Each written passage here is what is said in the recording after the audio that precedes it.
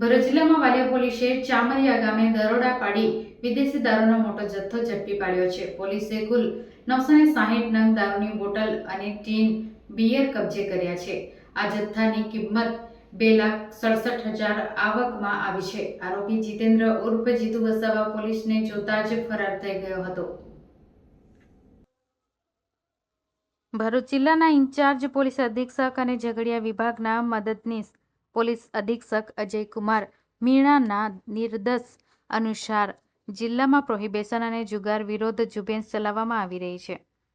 આ અંતર્ગત વાલિયાના police inspector એમ.બી. તોમરે સ્ટાફને પેટ્રોલિંગ માટે સૂચના આપી હતી. પેટ્રોલિંગ દરમિયાન પોલીસ સબ ઇન્સ્પેક્ટર કે.બી. ડોડિયાએ બાતમી મળી હતી કે બાતમી અનુસાર ચમારિયા ગામના જીતેન્દ્ર ઉર્ફ જીતુ ગણપતભાઈ વસાવાએ પોતાના ઘરમાં અને સાહુબેન વસાવાની બંધ ઓરડીમાં ઇંગ્લિશ દારૂનો જથ્થો સંતાડ્યો હતો.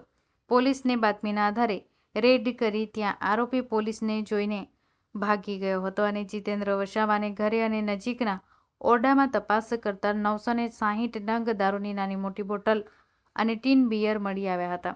હાલ વાલિયા પોલીસ આરોપી સામે ગુજરાત પ્રોહિબિશન એક્ટ હેઠળ ગુનો દાખલ કર્યો છે. પોલીસે આરોપીને ઝડપી પાડવાની કાર્યવાહી શરૂ કરી છે.